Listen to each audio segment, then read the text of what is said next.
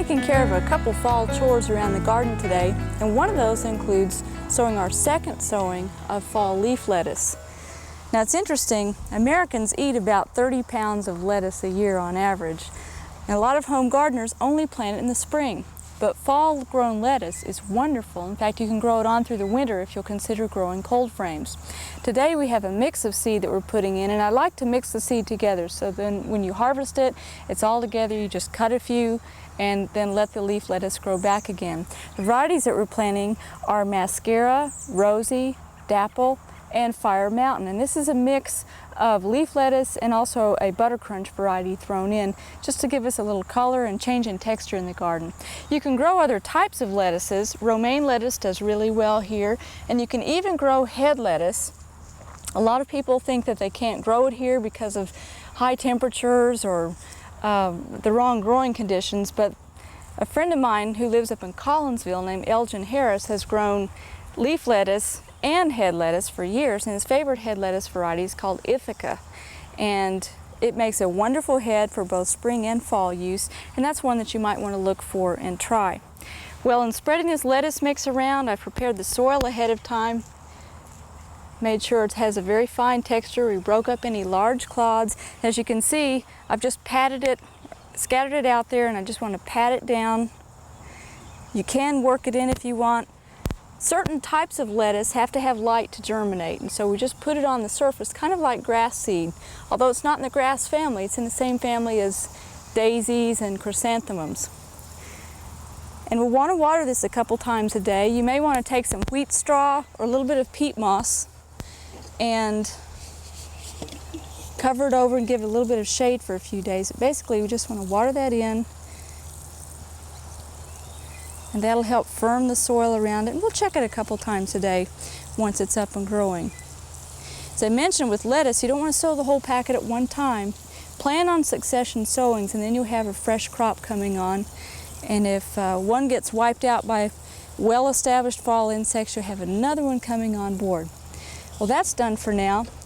I'm going to head over to our perennial beds and show you how to divide some spring blooming perennials such as iris and daylilies.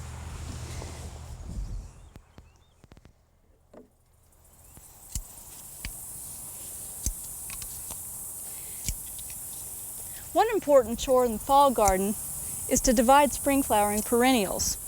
And I've just lifted up a nice big clump of iris. Show these to you. Helping me today is Brenda Simons, our new studio grounds manager. And what we're doing is going around the edge of the iris bed, gently loosening the soil, and then lifting out clumps and taking a look at them and seeing where the dividing points are. And one thing you can do once you've lifted a clump of iris is take it over to the wheelbarrow, shake off any excess soil. You can do this over the garden as well. And that'll give you an idea, a little better idea of what you have. When you have perennials growing, you usually have an old mother plant, and then out around the edges you'll have new plants starting up. With iris, this is how it looks. With daylilies, it'll be a more fibrous root system, and we'll show you that in a few moments. If it's something like campanula or some of the other spring flowering perennials, you'll find that if it gets overcrowded, it just begins to only bloom out on the edges of the original plant crown, and the center seems to be dying back or getting sparse looking. And when that happens, you know that it's time to thin it out. Now, the fall blooming perennials can be divided up next spring. Things like hostas and so forth. It'd be a good time to do that. With iris, the first thing you want to do is take a look at it. If you have any diseased rhizomes, you want to discard those. These all look pretty healthy, and we want to look for some obvious dividing points on them and then cut them back. This is the old mother rhizome here, and we have several nice ones that can be either snapped off or be better to take a sharp knife and make a clean cut at a point where it's fairly narrow. See the difference there? That if you just break it off, you have a larger wound that might start to rot, and your transplanting may not be quite as successful. But make a sharp cut with a knife instead at a narrow point along the rhizome.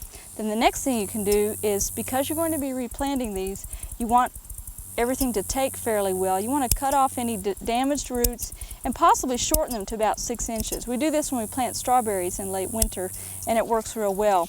And then miter the crown. Now, a lot of people are real tempted to do this when the plants are just finished blooming in the spring. They think it'll tidy up the garden, but you're robbing a food factory from that plant. Now that we're going into fall, it's pretty well done its job. If you're going to give these away or move them and are worried about losing their identity, you can write the name on there. We've written Snow Queen on here. This is a white type of iris, and that way we'll know what they are when we move them around. That's pretty well it. You want to get them moved pretty quickly. And another point about cutting them back is that will prevent wind rocker when you replant them. Now what Brenda is doing is, we've gone in and cleared out all the old foliage first. She's trimming them back, and then we'll dig them, and that will make it an easier job. And we're going to reset these about 1 every 6 inches. That'll give them plenty of room to grow and give us a nice bloom next year. Well, Brenda, when we finish this up, let's head over to the daylilies and show them how to divide those as well. We've dug a clump of daylilies here, and as you can see, they have quite a different root system than iris. It's not real obvious where to divide them, and usually they're so clumped together and so fibrous that we want to use a method that's real simple for getting them apart, and that's taking 2 spading forks, or a spading fork and a pitchfork if you don't have 2 of one of those, and you just put them back to back and use them to tease apart the root system. And what you end up with is your first division, and if that gets overcrowded or it's too much for you, then you can put them in and just do it a second time. That will help you to get them apart, and it sort of makes the decision for you.